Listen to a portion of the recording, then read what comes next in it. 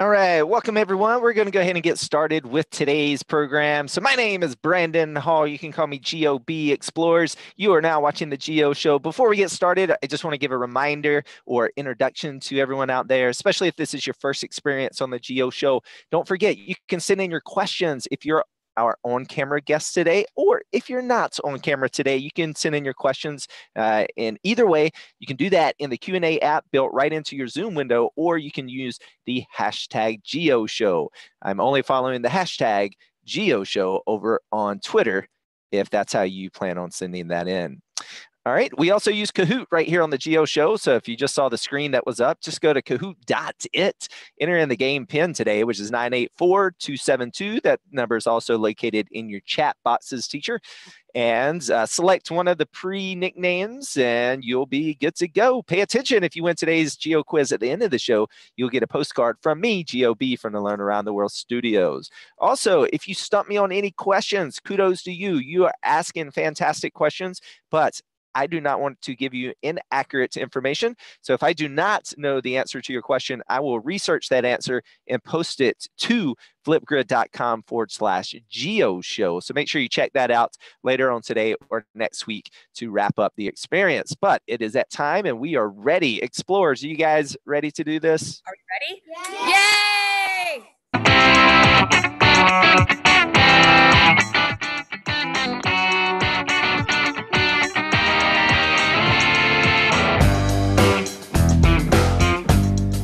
Welcome all explorers, you're now watching the Geo Show, and the title of today's program is The Wright Brothers, First in Flight, brought to you by Learn Around the World. We're kicking off today's show with a survey question, so make sure you get logged into Kahoot. Again, that's kahoot.it.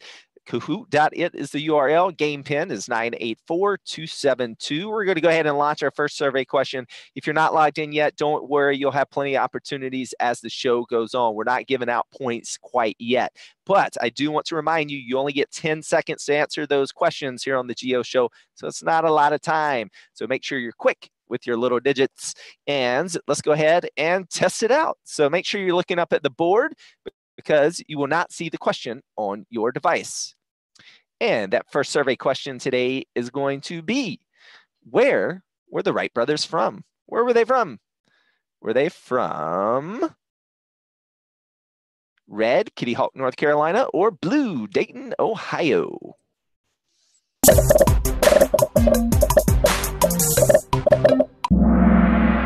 All right, they were from Dayton, Ohio. So if you chose blue, you are correct. And you are watching the Geo Show, which is a geography-based program. That means location matters, explorers. So let's find out where we're going on our virtual field trip today. Well, we're staying right inside the United States for Geo Show USA edition, but we are going to two different states today. We are going to the state of North Carolina, and we're going to visit the Outer Banks. So the Outer Banks of North Carolina, if you've never heard of them before, is basically a string of islands running along the eastern parts of the state. And basically, this string of islands is essentially just a large sandbar is all it is. And so it's very sandy, and it is located in between the Sound and the ocean, which makes it very windy as well. So we'll come back to that. But we're going to one specific spot in the Outer Banks today, and that's where the Wright brothers came to test out their airplanes and where they flew the very first powered flights of any human being. And we're going to visit the Wright Brothers National Memorial located in Kitty Hawk, North Carolina. Now today, as we see from the satellite, it's covered with grass. Now I just said this is a giant sandbar. Now originally this location was just sandy and sand dunes, but grass was planted here in 1929 to kind of help stabilize the sand from blowing around everywhere because it is a national memorial now. But when the Wright brothers came here, it wasn't grassy like it is today, like we're going to see. Instead, it was sandy. And to get a good idea of what that would have looked like, we can come right down the road a little ways to Jockey's Ridge. In Jockey's Ridge, you can come here today and do your best Wilbur or Orville copy and try to fly hang gliders, which I did, and I was not very successful, but you can try it if you come to the Outer Banks of North Carolina. And we're going to visit one other location in the country today, and that's over in Dayton, Ohio. So that's where the Wright brothers were from, and that's where their home was, and it's where they tested the later versions of their aircrafts as well. So we're going to see this or talk about this location, which is Huffman's Prairie. We're also going to be visiting the workshop of a very, very amazing person. His name is Mr. Nick Engler, and he's going to tell us a lot of great information about the Wright brothers and show us all about their experimental aircrafts. But before we get started today, we do want to introduce our on-camera guests that we have along with us for the ride. So we have Mrs. Worski's classroom from Anaheim, California. Welcome to the show, guys. Hi. All right. And does anyone out in Anaheim have a fun fact about the Wright brothers today? Anybody have a fun fact? Not a question yet. Not yet. Go ahead. You have a fun fact?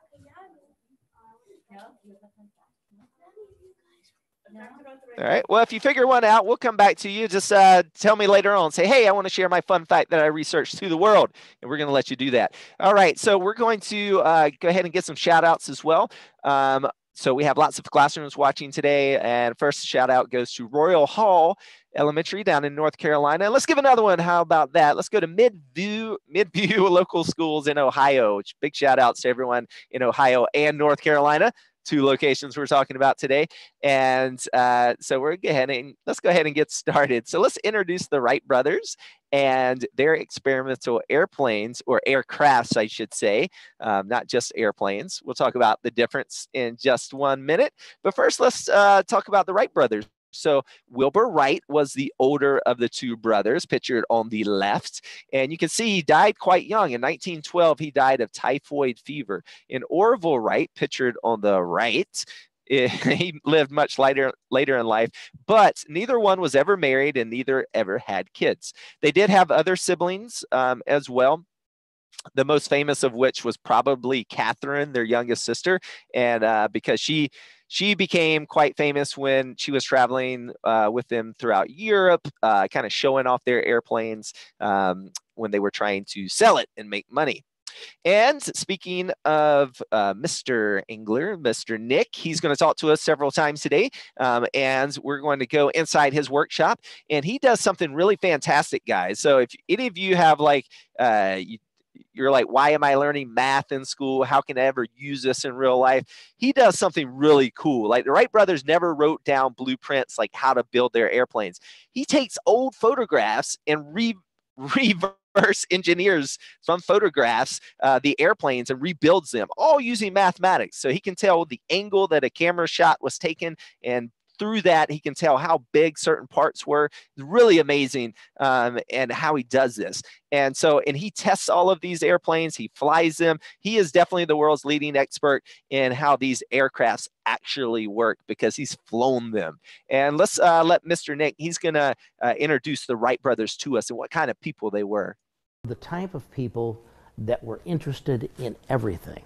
And they had been brought up by parents that encouraged them to be interested. As a matter of fact, their father, the bishop, was sometimes at odds with the school system because he allowed them to take a day off every so often if they would pursue educational goals. The Wright brothers, if we had them here, they would never claim in front of this camera that they invented the airplane. They did, and in fact, they did not. The airplane was invented long before the Wright brothers got into aeronautics. Very early on, they got interested in printing. In fact, they got so good at printing that they decided that they would take their printing business to the next level and do newspapers. So they started, first of all, their own weekly newspaper, and then they did a daily newspaper. And then they began to build printing presses. And I don't know if you've ever seen a printing press work, but there's all sorts of levers and gears and wheels and things that bump into other things and move other things. It's a very complicated mechanism. And the Wright brothers were very good at figuring this stuff out. And so they cut their engineering teeth on printing presses. And the Wright brothers took all the engineering things that they had learned building printing presses and began to build bicycles. And they were building bicycles when suddenly several people began to actually fly gliders. Bicycles require control. It's a type of control that is very similar to flying. When you watch a bird fly, if it is turning one way or the other, it rolls its body. We call this a banked turn. The bicycle was the first vehicle that human beings had ever invented where you had to roll into a turn. Think about how you turn a bicycle. You want to go someplace else and everybody says, well, you turn the handlebars. Yeah, you do that to initiate it, but mostly you lean your body and roll the bicycle. And the Wright brothers said that's how birds turn. So they thought. All right. So we're going to talk today about the Wright brothers' experiments, their flight experiments. So they built planes after 1905, but we're going to talk about the process of creating the first practical airplane. Can you guys say practical airplane? Practical airplane. Okay, so I really want to make the difference here. As Mr. Nick just told us, the Wright brothers didn't invent the airplane. What they invented was the first practical airplane. And what that means, all that means is you can take off, you can control that aircraft in the air, and then you can land it safely. And that's their definition of a practical airplane. And that's what they did, is they developed a way to control this machine in the air, which no one before them had ever figured out. And so that's what they really did. And so that all happened in those years between 1899 until 1905, when they had the world's first practical airplane that they could take off from anywhere in the world, control it in the sky, and then land it where they wanted to.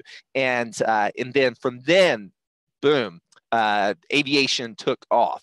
Okay, so pun intended. All right, so we're going to go ahead and look at those experimental aircrafts from 1899 to 1905. Now, there were 3 different types of aircrafts, and starting in 1899, they created the Wright kite. Can you guys say Wright kite? Right.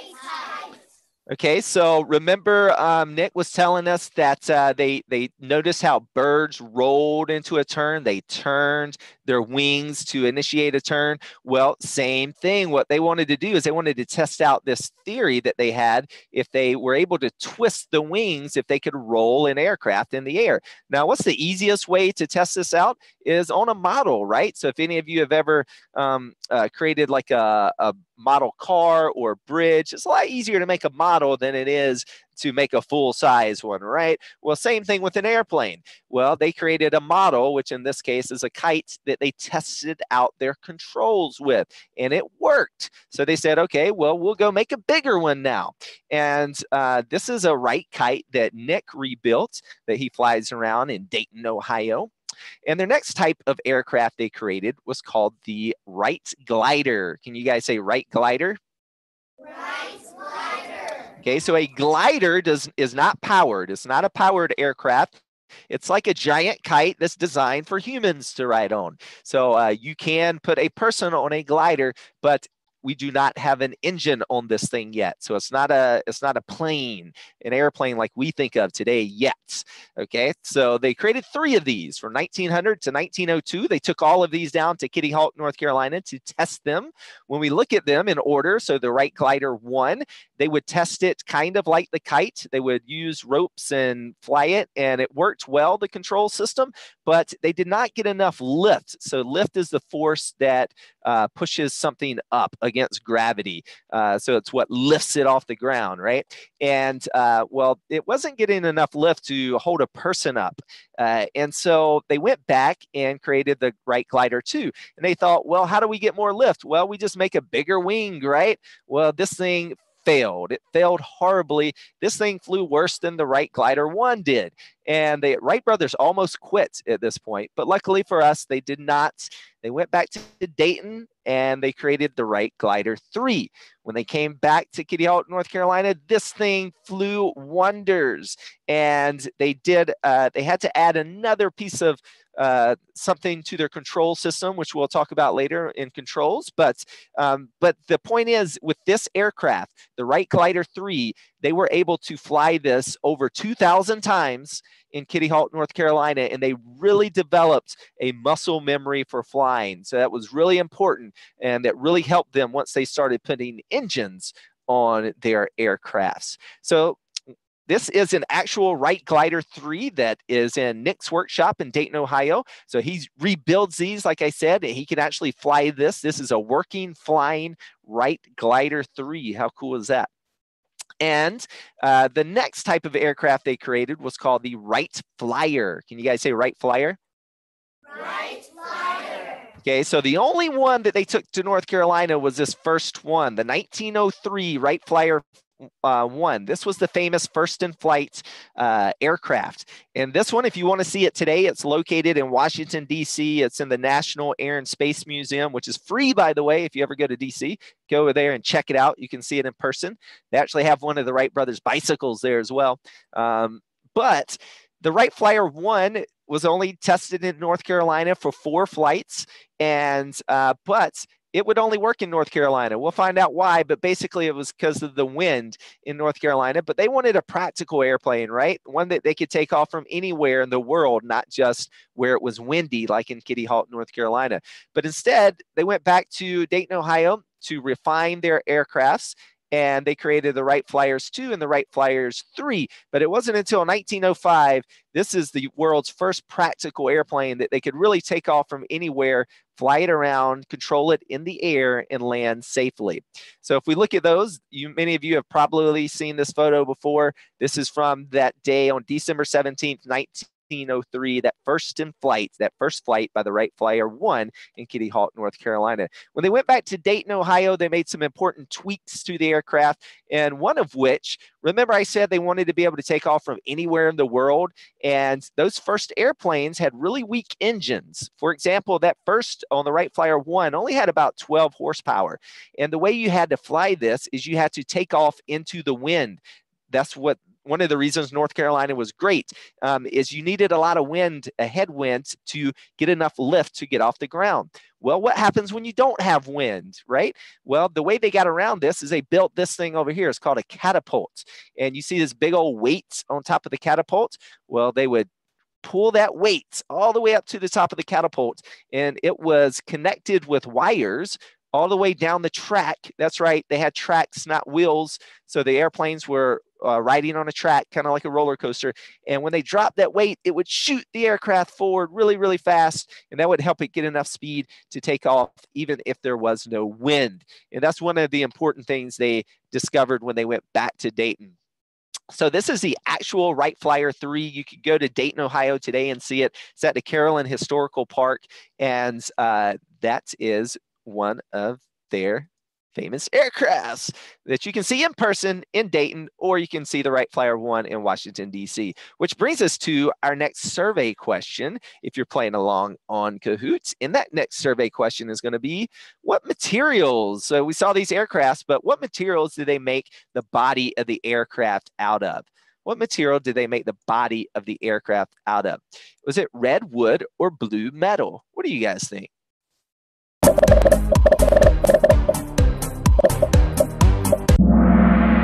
All right, so if you chose red wood, you are correct. Okay, so they actually made these things out of wood. And one of the reasons, we were talking about lift, right? So one of the forces, we maybe can get into this later, but one of the forces for our older classrooms that know about forces, the force that lifts an airplane up is simply called lift. So in order to get enough lift, you need enough lift to lift your aircraft up. So obviously, the heavier your aircraft is, the more lift you need. It's just kind of like our muscles, right? We need to be stronger to lift heavier weights. Well, if it's made out of metal, you need to create more lift, and we can do that today with jet engines and all kinds of other modern airplanes can do that, but these airplanes, they needed to be really light, and you do that with wood. And so let's go to Nick's workshop in Dayton, Ohio. He's going to show us what these aircrafts are made out of and what materials. The Wright brothers made their airplanes and their gliders from several different materials. Mainly the wooden parts were made from spruce and ash. The ash, they used it for the bent parts, and the spruce they used for the straight parts. They used mild steel for all their fittings. They used waxed linen cord to lash the fittings to the gliders and flyers. And they used bicycle spoke wire to rig the gliders. By rigging, I mean all the wires that help it hold its shape. The gliders are remarkably lightweight. The first glider they built, the 1900 glider, weighed 52 pounds. The 1901 weighed 78. The 1902 that you see here, even though it's 32 feet long, only weighs 112 pounds. The flyers weigh much more because of the engine. The 1903 flyer weighed 750 pounds, and the 1905 flyer weighed about 850 pounds. All right. So they needed enough lift to get that 850 pounds off of the ground. All right, so what we're going to do is we're going to learn about the control system. So remember, I said this many times. So over that time period from 1899 to 1905, the Wright brothers had to solve lots of problems. Problems we don't have time to get into all of them today, like the weight of the engine, the propeller on that engine, and the wing shapes, all kinds of different problems. But the number one problem that they came up with, or that they solved, was how to control an aircraft in the air. So how do we maneuver this thing safely? How do we keep control so we don't crash? Right? And so the way they did that is they found out that you needed 3 types of control. So we're going to learn those 3 types of control. Then we're going to open up for questions. So if you're watching from the outside, make sure you get your questions texted into #GeoShow or the Q&A app as you learn about the controls. So we have, so they'll be in when we start answering them. Okay, so the controls of an aircraft, we need 3 types of control. The first type is the one we learned about already. We learned about birds and how they roll into a turn. That's the same way you control a bicycle, right? You roll into the turn. So the first type is roll. The second type is called pitch. Can you guys say pitch? Pitch. All right. And the third type is called yaw. Can you say yaw?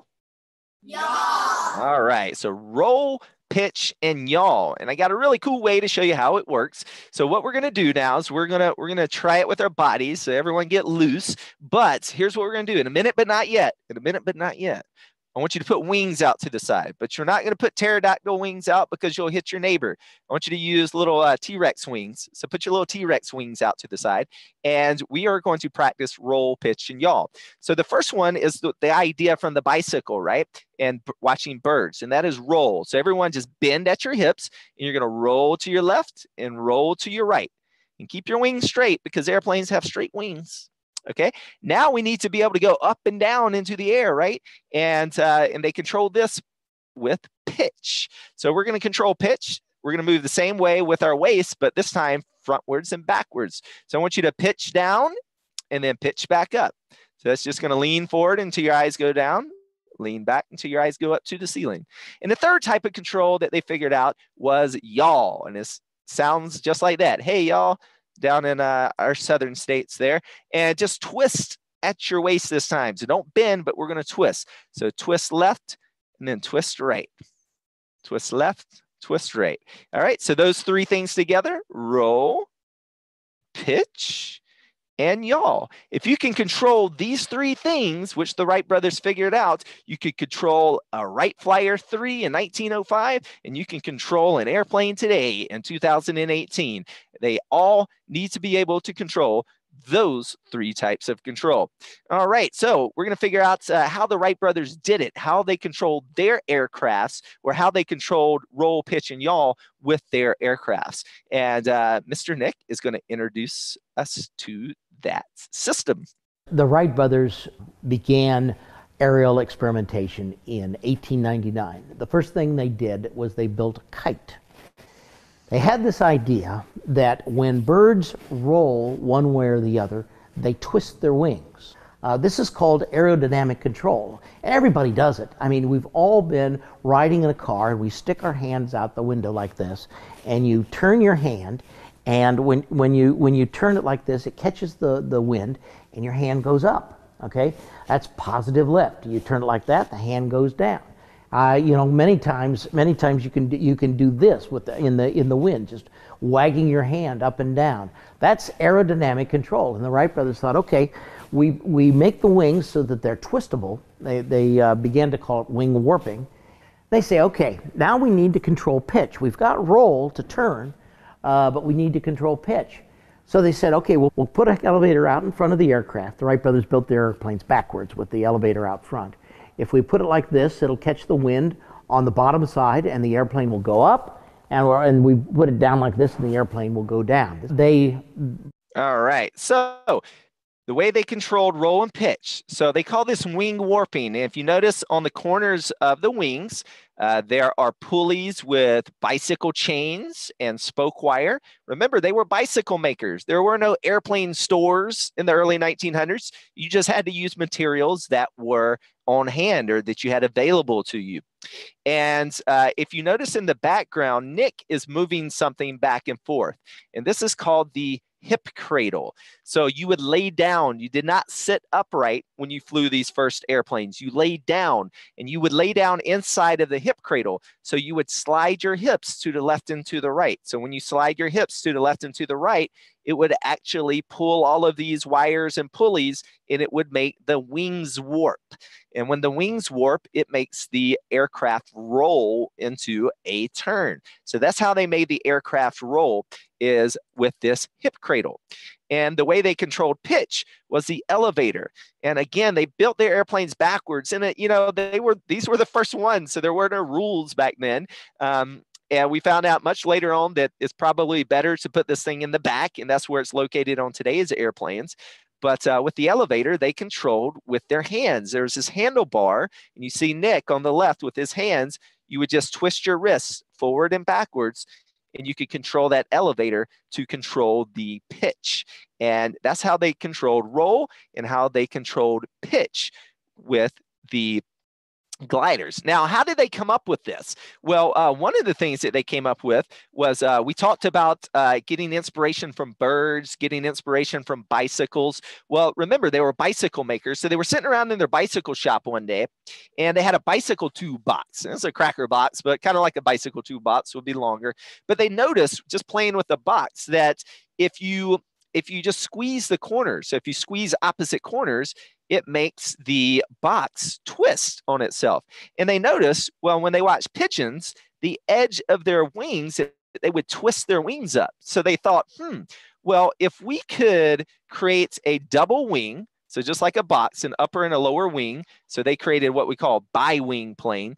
And if we create a double wing plane, we can warp the wings, which would make the aircraft roll into the turn. Well, that worked great. The pitch going up and down worked great, but they ran into a problem. So every time they would start into a turn, they would end up losing control and crashing. And so they had to come up with a solution for that problem. And the solution was the third type of control. And who here remembers what was the third type of control? What was it? Say it. Yaw? Yaw, right. So it was yaw. So the third type of control was yaw. So they had the Wright glider, they had roll and pitch down with the Wright gliders 1 and 2. And that worked great. But they found out on the Wright Glider 3, when they got this thing in the air, because they had to create a better wing we don't really have time to get into today, but every time they would go into a turn, they were able to stay up now because they had lots of lifts. But every time they would go into a turn, they would lose control and crash. And the correction for this was a control for yaw. And the way that they controlled yaw was they threw a rudder on the back of the aircraft. And that's it right there. And if you notice that hip cradle again, there's that hip cradle again. The hip cradle controls both the wing warping, so it controls roll. You can look behind Nick over there in the corner in your upper right, and it controlled the rudder at the same time. So with one motion, they could control roll and yaw at the same time. And they did that with this hip cradle. There you go. See that wing warping and the rudder in movement. And one more important thing that the Wright brothers did when they had the Wright Glider 3, where they had roll, pitch, and yaw figured out. And that is they developed muscle memory. They developed muscle memory. Can you guys say muscle memory? Muscle memory. Okay, now don't lie. Show of hands. Who here rode a bicycle without falling and no training wheels the very first time?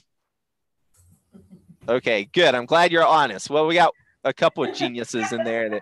Okay, well, we call this muscle memory, okay? And same thing goes with walking. Do you think babies can't walk first time? Or even if you had the strength to, you wouldn't have the balance. And we call this muscle memory. You know, many sports, if you're a fan of sports and you play basketball or baseball or volleyball, whatever it is, in different activities, we need a certain amount of muscle memory. The first time we do things, it's awkward.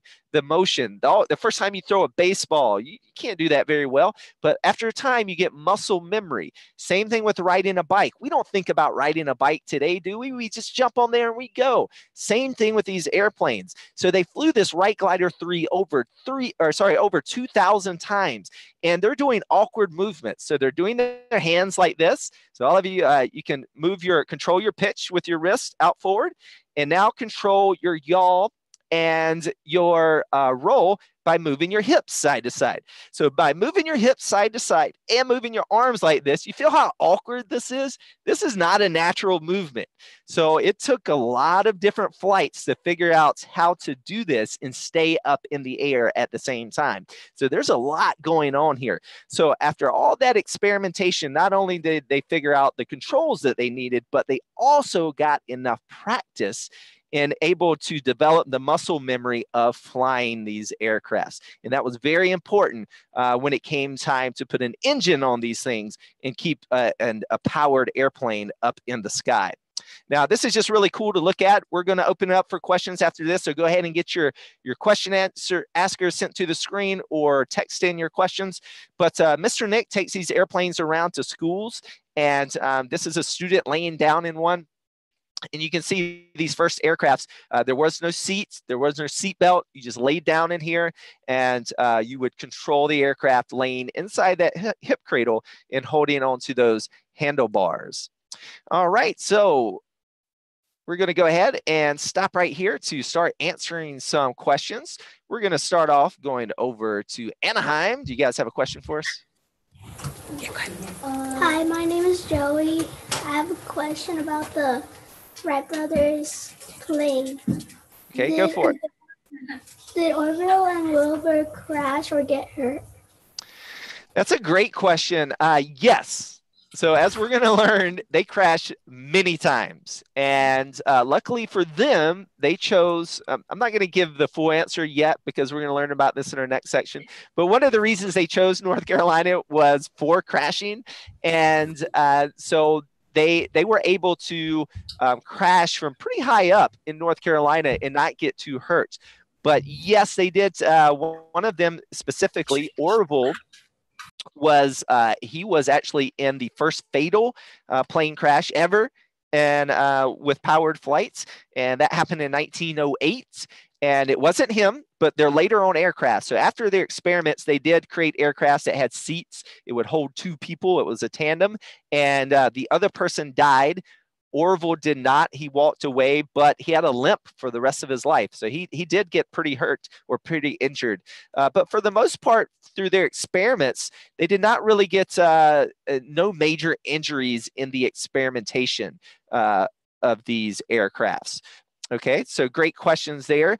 Let's see, we have a question over on Twitter, and they want to know if they put seatbelts on the airplane, coming from Anaheim. So no, they didn't have seatbelts on those airplanes. And David wants to know if the Wright brothers made the airplane, or how they made their airplanes fly. Okay, so that gets a lot more into aerodynamics, not just controlling, but getting enough lift. But long story short, when you create an airplane in wing shapes, the way lift works is when air moves over your wing, it goes slowly and it goes really fast under your wing. And this creates more pressure below the aircraft. So it actually pushes up. And if you have more lift than the weight of the airplane, it stays in the air. So it's pretty simple when we talk about forces. And if the force is pushing up is greater, it's going to go up and stay up. And if it's greater going down, well, it's going to stay on the ground. All right, great question. Let's go back over to our camera question. Go for it. Hello, my name is Sawyer, and I want to ask if they use any other materials to build the airplane besides wood and metal. Yeah, so great question. So we have the wood is the main body of the airplane, and the little metal parts around the bicycle shop. So if you were watching closely, one of the important materials they used was this waxed cord, and the waxed cord was often used on stage coaches and other buggies, like horse and buggies in the day. And it's like the duct tape of the early 1900s. This was a very important material because when they crashed their airplane through those 2,000 flights, and they're trying to develop muscle memory. It's like you riding a bike, crashing and crashing and crashing and crashing before you don't crash. Well, they were crashing those airplanes, crashing and crashing and crashing. Well, if they would have had metal bolts in there, that wood would have split apart. But because it had that wax cord, it actually had give to it. So it wouldn't actually break the wood. And that was important. Also, another important thing to remember is the Outer Banks are kind of out in the middle of nowhere, especially in the early 1900s. Today, there's bridges. It's easy to get out there. But back then, you have to get a boat over. It's a long process. So they weren't near a hardware store or anything like that. So they had to have their airplanes, they had to be able to fix out on location. And so that was another important thing for them. And yeah, and the wings were made of cloth. And coming from Mrs. Moyer's classroom, they want to know, did they have parachutes? No, they did not have parachutes. And they did use some metal parts, specifically things they would have had in their bicycle shop, like chains, spoke wire. And how did they have passengers? And passengers came later, not in the experiments, but when they started designing aircrafts to sell, to make money. They were tandem aircraft, so a two-seater. And which of the three gliders was the biggest? The Glider 3, the Wright Glider 3 was the biggest. It was 112 pounds. Yeah. So the first one was 52 pounds, then 78, and then 112. All right. Well, we're going to do one more question on camera. So go for it. My name is Josie, and I was wondering, if they made any other inventions besides bicycles and airplanes, and how many they made. Well, they were tinkers, and what I mean by that, they were makers. Do you guys have any maker clubs or anything like that in your school? Yeah. No, do you guys? not really. Okay, well, do you guys like building things? Does anyone like Legos or anything like that? Yeah, so I think if the Wright brothers were around today, they would definitely be into Legos.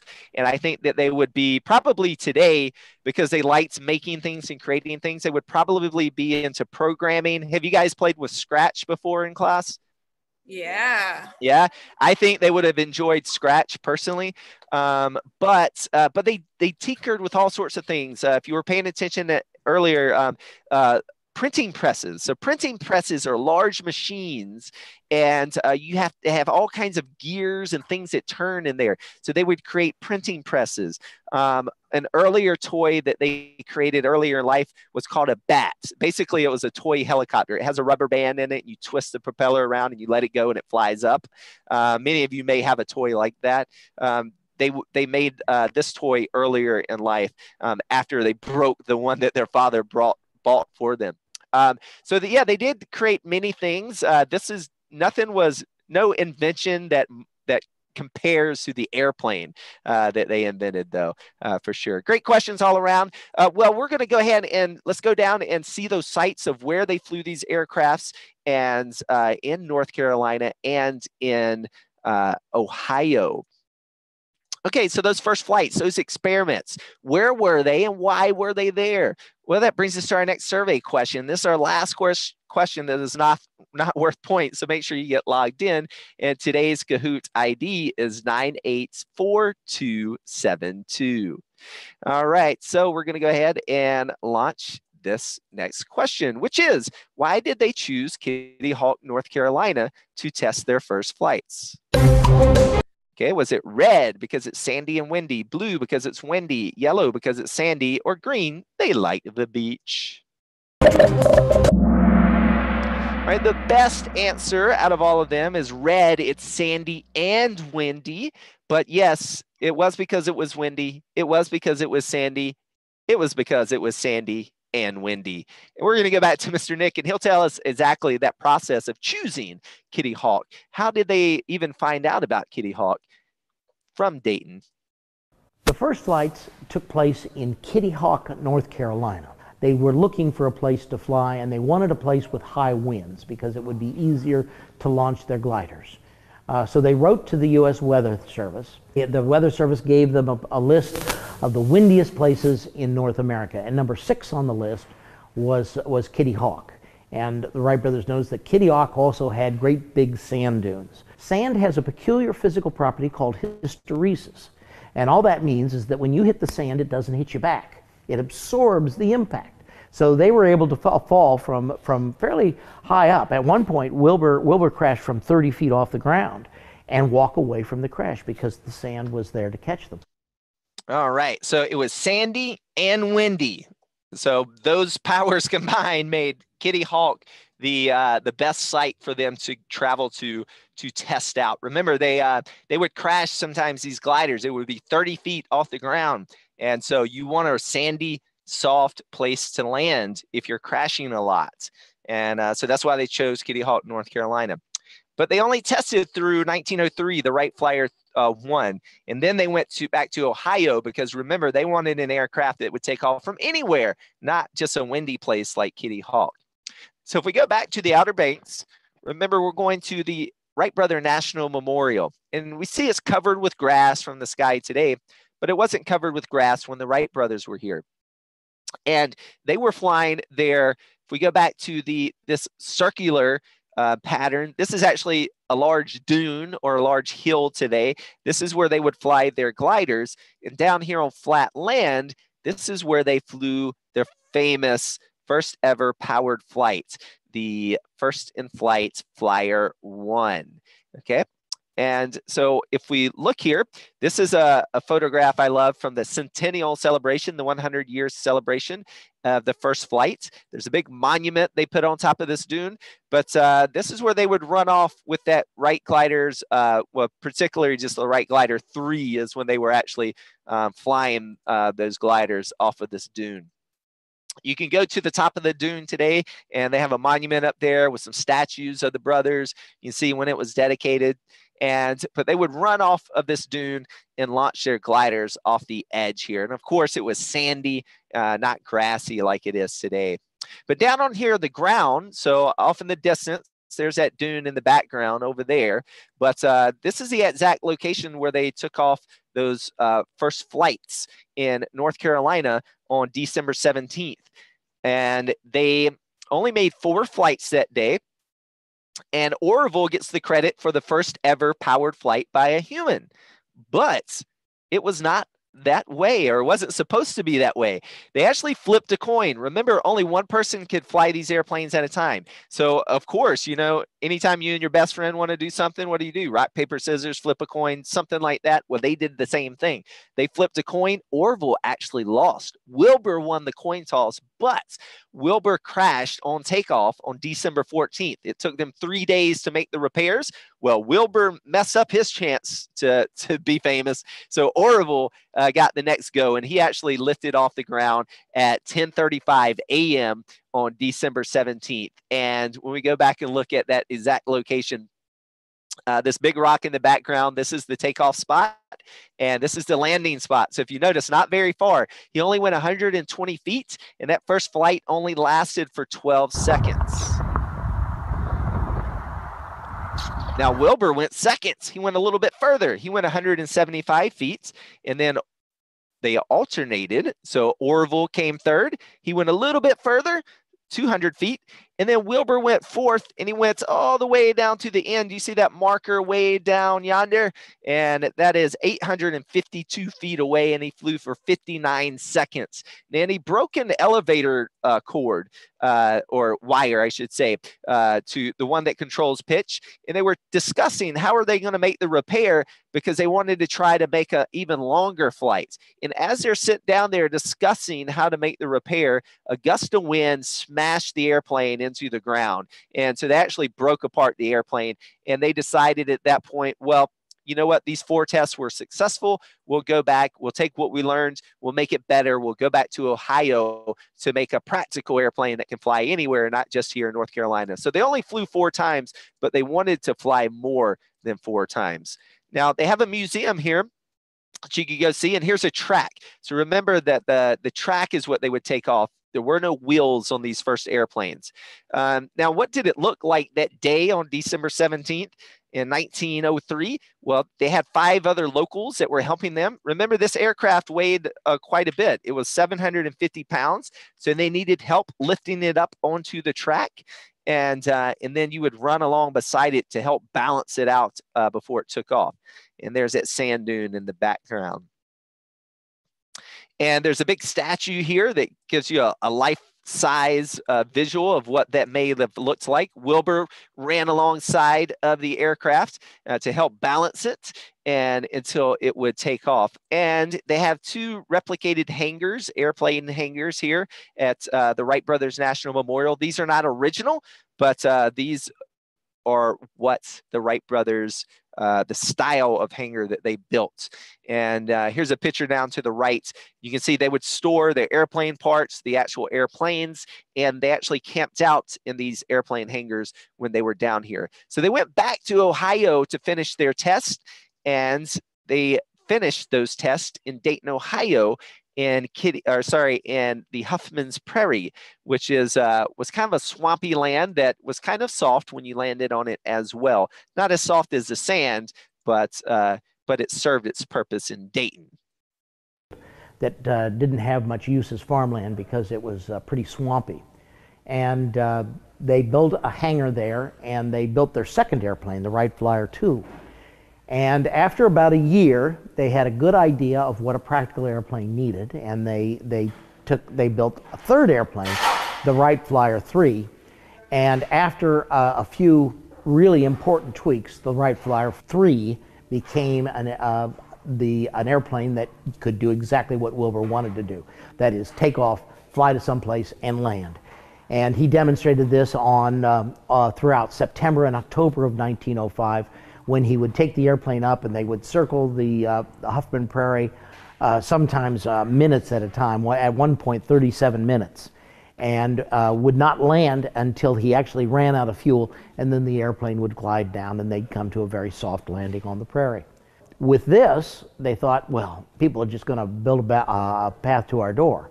And they went out and tried to sell the airplane, and nobody would believe that a couple of bicycle mechanics from Dayton, Ohio, had actually beaten all these scientists worldwide to the punch and invented a practical airplane. And it wasn't until 1908 that first of all, they got the French. All right. So once they had this created, they went and made their airplane company and started selling airplanes. And so that was the entire process of creating that they went through, the experimental process to create the first practical airplane and the locations that they flew these things. We're going to jump right in because we're just over 45 minutes. So we're going to jump right into our Geo quiz in case you need to head on out, classrooms watching. go ahead and play our Geo quiz. If you have time to stick around and ask questions afterwards, I have time available. So don't go anywhere if you have the time. Again, that game pin today is 984272. Every question from here on out is worth points. So good luck, explorers. First question coming up is, how many experimental aircrafts did they design? How many experimental aircrafts did the Wright brothers make? Was it red 2, blue 4, 5, yellow, or 7, green? All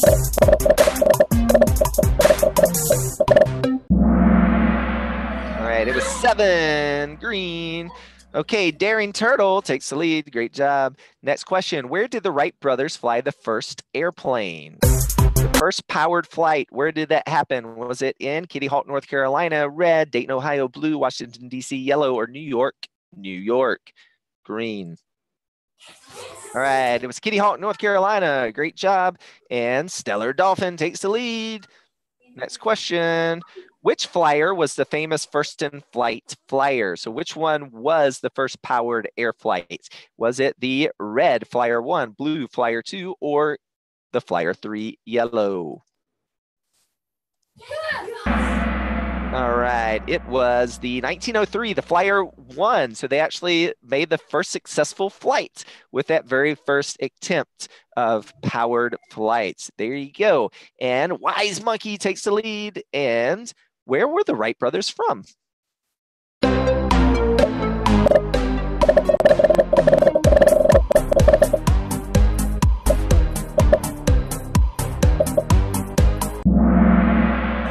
All right, Dayton, Ohio. Great job. Wise Monkey is followed by Wonder Shark.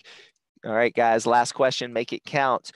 What do you need to control an aircraft? What do you need to successfully control an aircraft? Is it red roll, blue yaw, green pitch, or yellow? All of those, roll, pitch, and yaw. All right, it's all of those, roll, pitch, and yaw. And today's winner is dun, dun, dun, dun, Wise Monkey. All right, if you are Wise Monkey's teacher, make sure you send me your school address. You can do that in one place and one place only. And that is at learnaroundtheworld.com/prize. Enter in your school address and we'll get that postcard sent right out to you. Again, this is the only place you can enter it. And make sure you head over there and fill out that Google form. All right, for everyone else, if you have to head out, have a great day. If you have time to stick around and continue asking questions, go ahead and send your question askers up. We'll get to as many as we can. And just a closing note for those that are heading out. I think one of the most important things that we can learn from the Wright brothers, we can take from them, is just their experimentation and how they never gave up and they kept at it and continued and continued and continued over years. They kept running into all kinds of problems we didn't even get a chance to talk about, that they had to solve all these little problems to help solve the bigger problem of powered flight. And I think they're really inspirational for that. And they never got high school diplomas. So they did all this just by being natural engineers in themselves. Okay, let's go over to Anaheim. What's your question? Hi, my name is Giovanna, and my question is, how old were the Wright brothers when they made their first plane? When they made their first aircraft, so that first test kite, Orville was 28 years old and Wilbur was 32 years old in 1899. So the first plane would have been 1903. So what's that? 4 years later, 32 and 36 years old. Orville was 32, Wilbur was 36. Great question. As we wait on someone else, we'll head over to Twitter. And let's see, Michelle wants to know, what would happen if the Wright brothers fell off the hip cradle and onto the ground? So the hip cradle was bent up quite a lot on the sides. It was more typical of the actual just crashing the entire glider instead of you just falling out, because you are sitting on top of it. And it's just like if you were small enough to get on top of a paper airplane without a seatbelt, gravity is going to keep you right there on top. And they weren't going fast enough that they were going to get blown off by any stretch of the imagination. Okay, let's go back over to our camera question.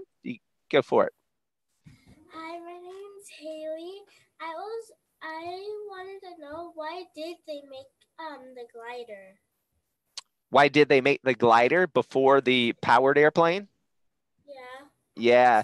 So the Wright brothers, when we go back and start talking about the whole process, they thought they weren't trying to create the airplane. They weren't trying to create an engine. They weren't trying to create a propeller. The only thing that they went into this project trying to do was trying to create a way to control the airplane, because they thought there were a lot of other very smart people at this time trying to develop a powered aircraft. But they thought, well, if we figure out the way to control it, if we figure out the control system, everyone else will have to pay us to use our control system on their airplanes that they already have. So we're going to come up with a control system. Everyone else is going to come up with all the other problems. But what they found out along the way is once they had the control system down at the end of the glider in 1902, well, no one had figured out the engine yet. No one had figured out. They had to figure out the proper wing shape. They had to figure out the engine. The engine was, they had to figure out themselves. It was 180 pounds. They had to make it out of aluminum and copper, and it's called an alloy. So when you make something, you mix two metals together, it's called an alloy. So they made their engine block out of 92% aluminum, 8% copper. All the other engines at the time were too heavy. And remember that force of lift, we're trying to keep the weight down as much as possible. The lighter we are, the easier it is to lift that aircraft off of the ground. Great question there. Over on, let's see, over on Twitter, Kwazam, if I'm saying that correctly, forgive me if I'm mispronouncing it, wants to know if the Wright brothers let their parents in the glider. What I know about, well, the mother had already died before they started this project. The father did not want the brothers flying together. In fact, the brothers only flew together one time, and he discouraged them flying together because he thought, well, if there was an accident, only one would be really hurt, not both of them. All right, great. Let's go back over to our camera. Go for it. Hi, my name is Navid. I wanted to know, did the Wright brothers want to make the plane safer? Yeah, so that brings us to, like, what did they do, like, after this process, right? So after they created the world's first practical airplane, well, at first they tried to make money, right? That's what all people try to do. They invent something. If you make the computer or the smartphone or whatever it is, if you're the inventor.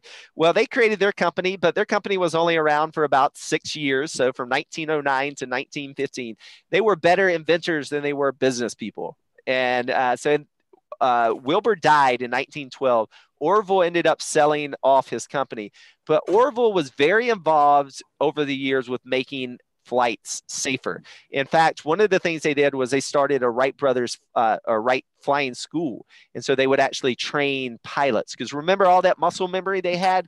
They did all of these flights that no one else had done. So they were really, I think, through training more than anything else. They didn't have the things that we have today of say if it's different navigation systems or computer systems on their airplane to make it safer, or if you want to think of parachutes or anything like that, they didn't have. All right, great question. Let's check in over, let's see, over on Twitter. Let's see any other questions. Let's see. Josephine wanted to know if the Wright brothers made any other inventions besides the airplane. I think they ended up asking that on camera to us. All right. Let's do you guys have any other questions? Anybody else? David, come up real quick then. Oh, you're too shy. All right. Well, if you think of one, send one up. And since we got people hanging around in a little time, then I'll just show you guys a little something extra. So we talked about some of these other problems, right? What's amazing is how many different little problems the Wright brothers had to solve, and they did solve. The issue with it all is we don't have a lot of time to talk about every single little problem. But one of the other major things they did was they figured out this problem of lift with the wing. So remember, between the Wright Glider 2 and the Wright Glider 3, they didn't they didn't get enough lift in their aircraft to keep, when it was holding a person, to keep it in the air.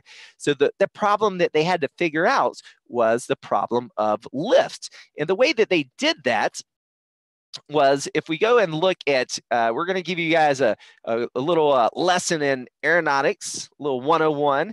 And when we look at different forces that are involved in flight, so for our older students, you guys can pay attention. Our younger students, maybe our teachers can help explain these further along. But there's 4 different forces. If you don't know what a force is, ask your teacher later. And 4 different forces involved in flight. So one, we already talked about, lift. That's the force that keeps the aircraft in the air, right? Then we have weight. So that's the force that wants to push it down. And the heavier you are, the more weight you create, right? And so the more weight we have, the more lift we need. Okay. The other 2 forces that we have is we have the force of thrust, and that's typically caused by the jet engine or the propellers or whatever the engine of your aircraft is, and that's making the airplane go forward. That's also, we got thrust by the catapult that helps get it off the ground. And then we have drag. And drag is, the easiest way to explain drag is, you've all done it, right? You've all put your arm going out your parents' window of the car going down the road, right? What happens when you put your arm straight out like this? It pushes your arm back, right? That's drag. So the wind is pushing back on you. So you need enough thrust to overcome that drag. So your engine needs to be powerful enough to keep you going forward and to keep you lifted into the sky. Well, they needed to figure out this problem. Well, how do you get lift on an airplane wing? And so one of the things that the Wright brothers did, they did a lot of work with wind tunnels. And they didn't invent the wind tunnel, but what they did do is they were one of the first people to really use it in experimentation. So this was their wind tunnel in their bike shop. And what you do is you have a fan. So the wind tunnel is right here. It's this machine. And so it's basically just a big, long wooden box, and you have a fan, and you blow wind down the box, so down the tunnel. It's called a wind tunnel. That's how we design airplanes, cars, all kinds of things that drag effects.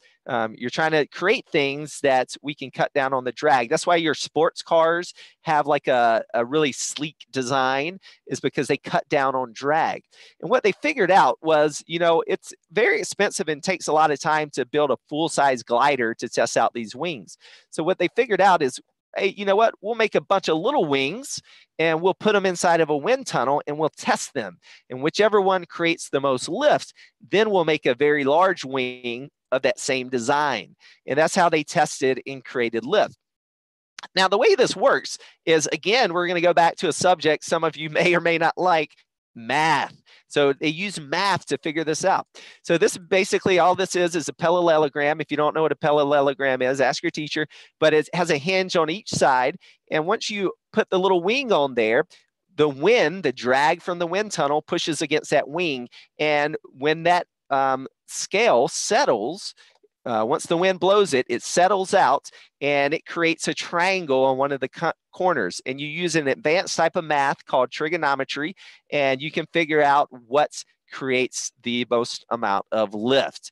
So it's a little bit of advanced math, but that's what they used. They used these wind tunnels to create their wings. So it was genius at the time, and it was part of the experimentation that they had to go through. All right, and we'll do over an hour now. Let's see if you guys have any last questions to send us out on. Would you tweet this? All right, come here. No. What's his name? No, you don't. His name's Brandon, but you don't need to know that. Anybody else? Last questions? Last questions. Come, quick. Hurry. Can I just draw on my whiteboard? Me again. Go for it. Did the Wright brothers ever get into any arguments? I don't know about any specific arguments, but I'm going to say, look, I had a brother growing up, and I guarantee you that they had an argument at some time in their life. Do you guys have brothers and sisters? Okay, has anyone here never argued with their brother or sister? Never, ever. Are you telling the truth? Okay, well, we're going to leave it on that note. So thank you, everyone, for hanging out with us today and taking flights down memory lane and talking about the Wright brothers. Until next time, I'm GOB. You've been watching the Geo Show, and keep exploring. Bye, guys. Bye. Thank you. Bye.